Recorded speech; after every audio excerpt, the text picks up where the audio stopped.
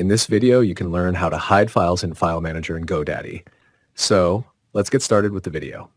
Once we log into the Godaddy hosting account, we need to go to the My Products page. Next, on this page, we need to scroll down to the Web Hosting section and click the Manage button. Next, on this page, we need to click the cPanel Admin button, which will bring us to the cPanel Settings page. Next, in this page, click and enter File Manager section under File. And again here, we will need to enter Public HTML Directory. Here to hide a file, we need to rename the file. Right-click on the file and select Rename. And in the pop-up window, we can edit the file name.